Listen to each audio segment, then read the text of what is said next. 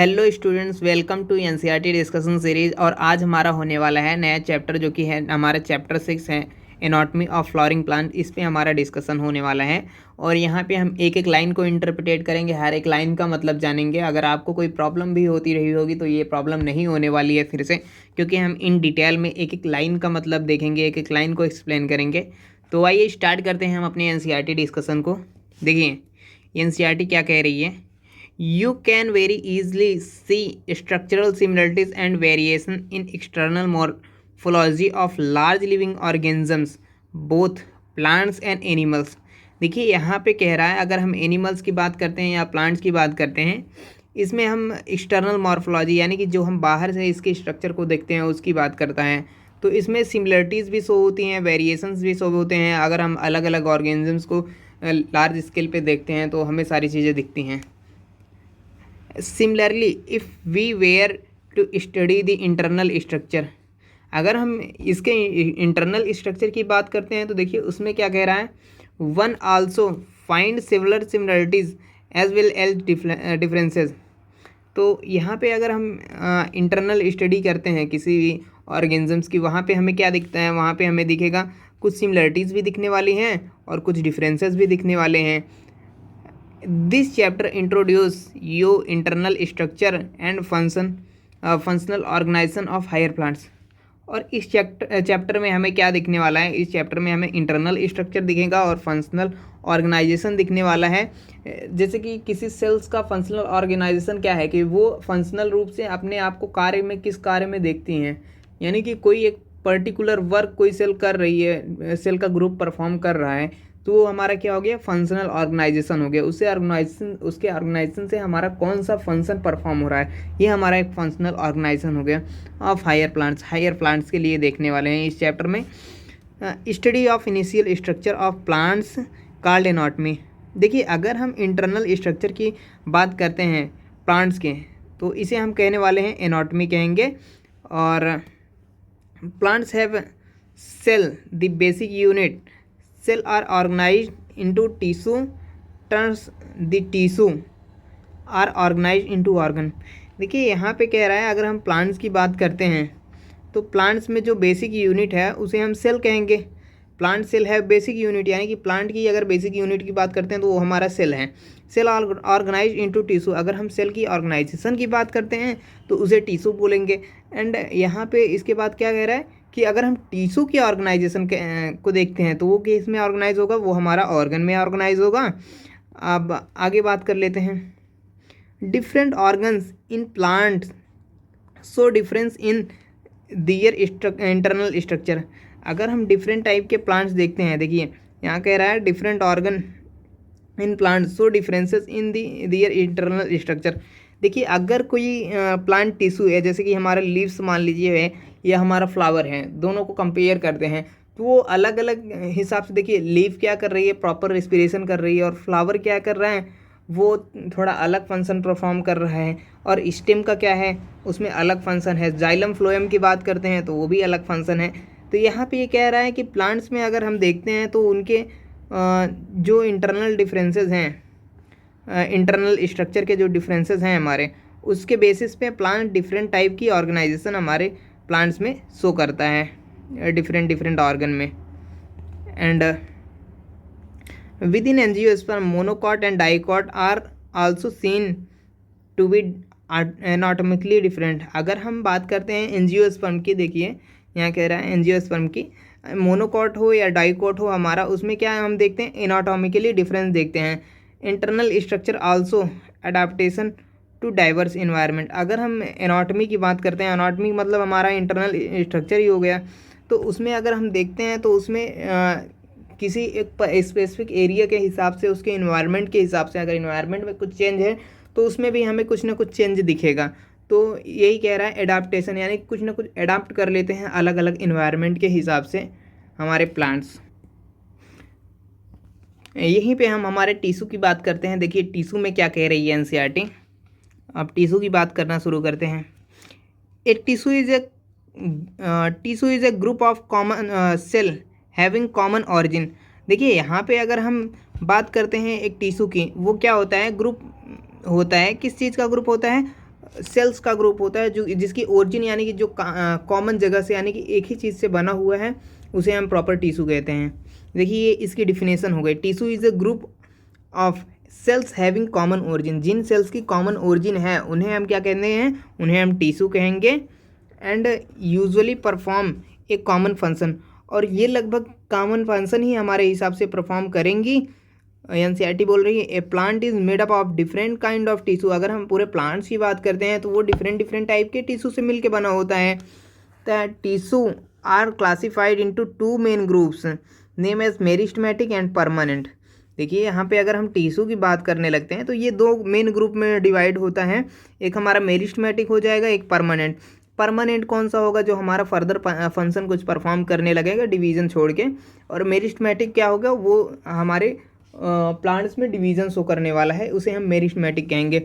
Tissue based on the whether the cell being performed a capable of dividing और not.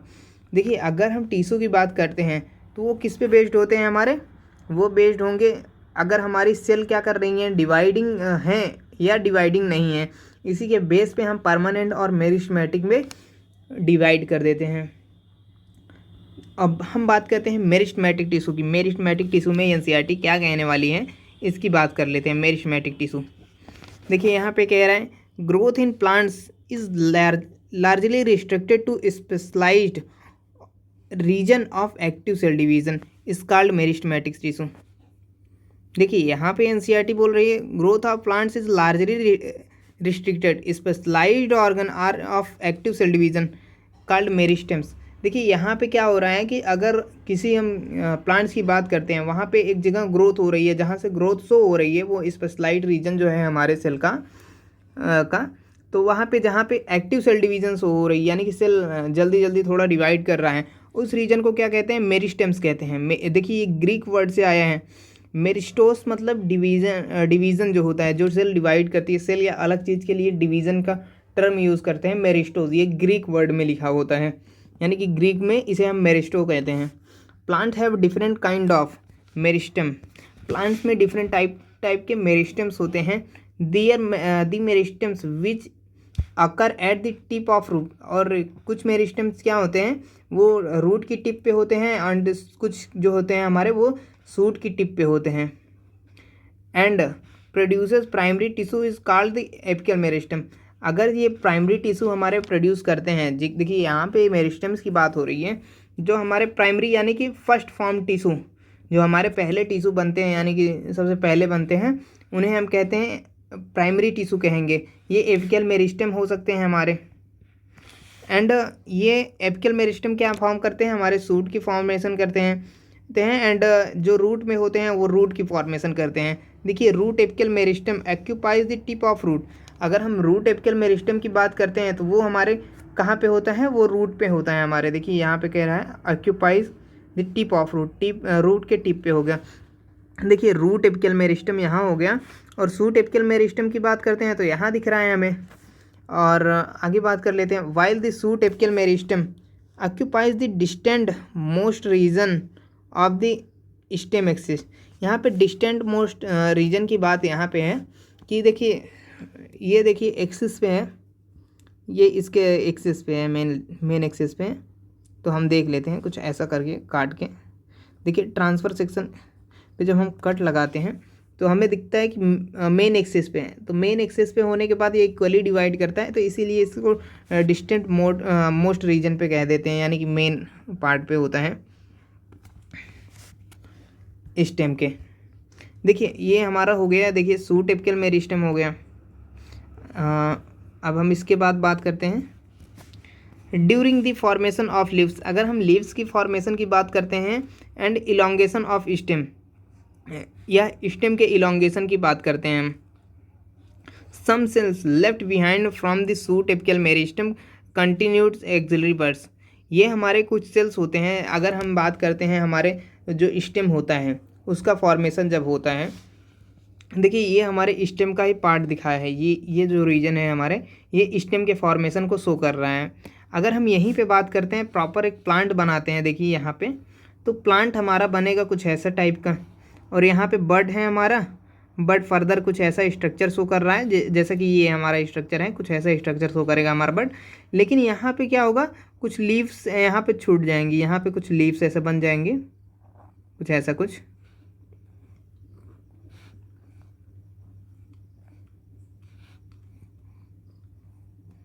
तो देखिए जो leaves हमारी बनी हैं, तो लीव्स के क्या होगा, यहाँ पे एक्सिल पे देखिए, यहाँ पे कुछ ऐसा टाइप का स्ट्रक्चर होगा हमारे, यहाँ पे थोड़ा मोटा टाइप का हो जाएगा।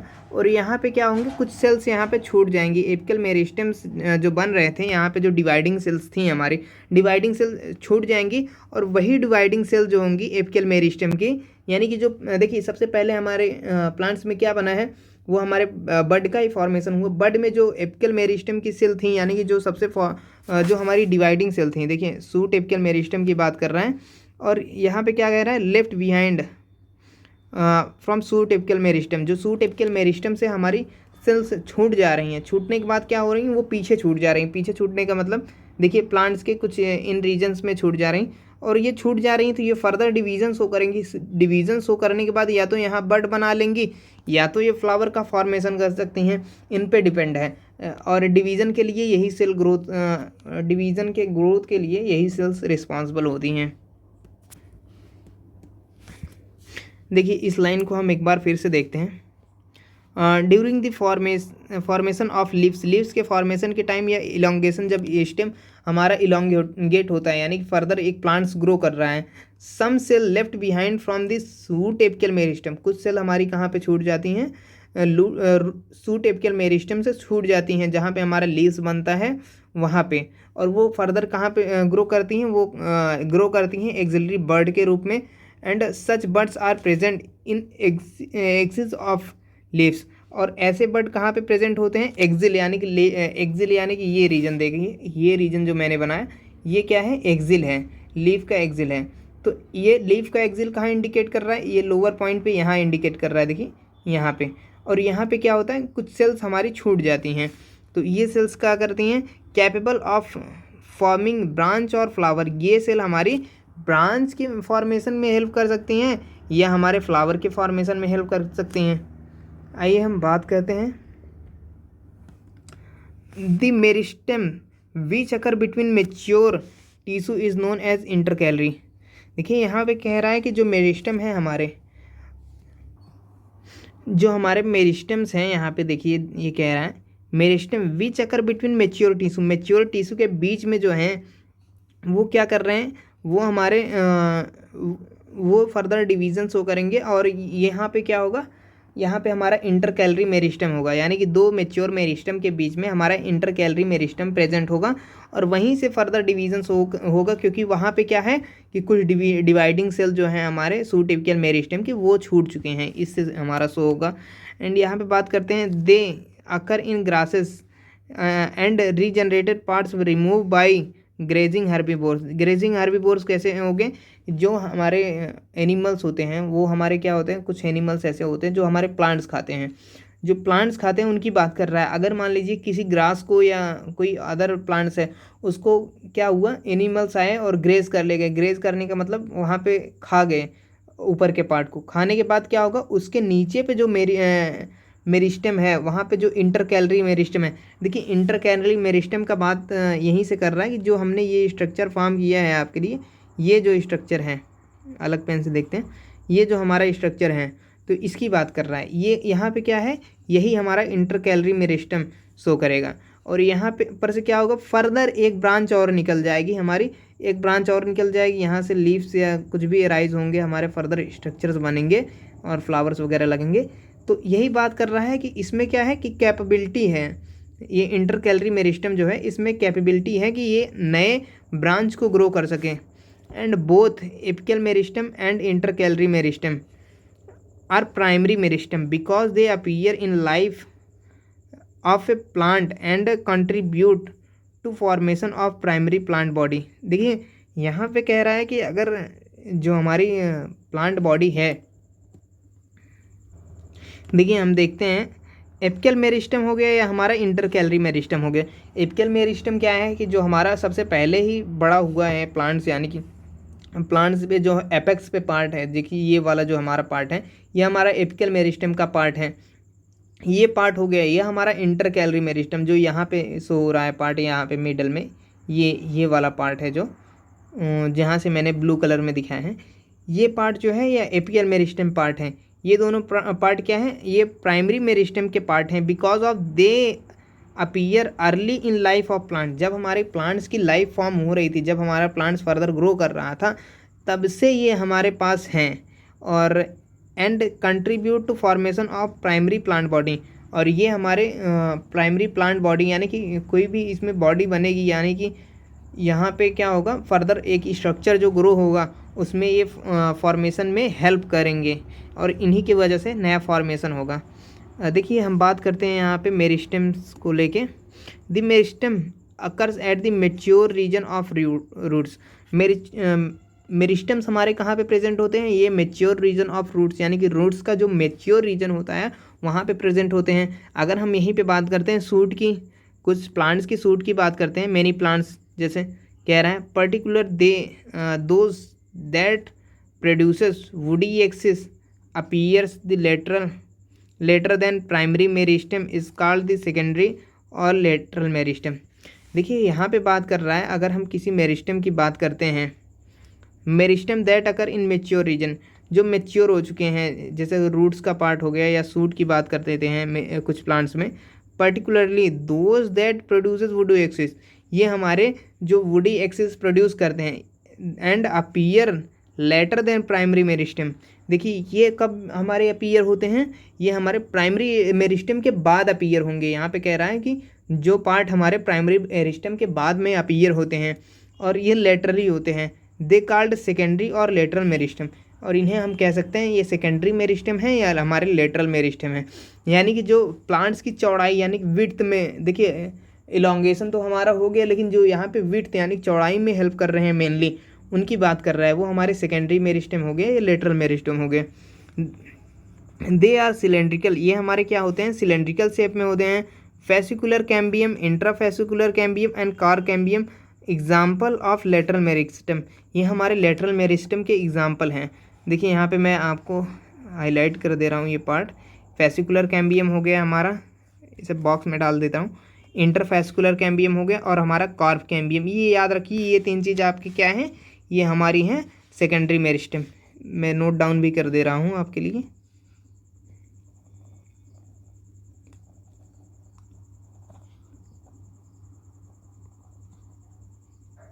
सेकेंडरी मेरिस्टम की बात कर लेते हैं। सेकेंडरी मेरिस्टम हमारा कौन सा होने वाला है, देखिए पहला तो हमारा हो गया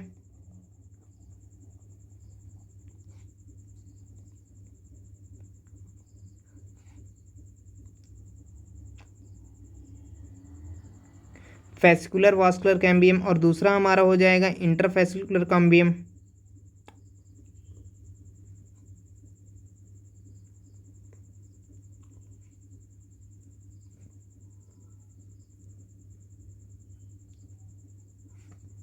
और थर्ड वन इज हो जाएगा हमारा कॉर्क कैम्बियम।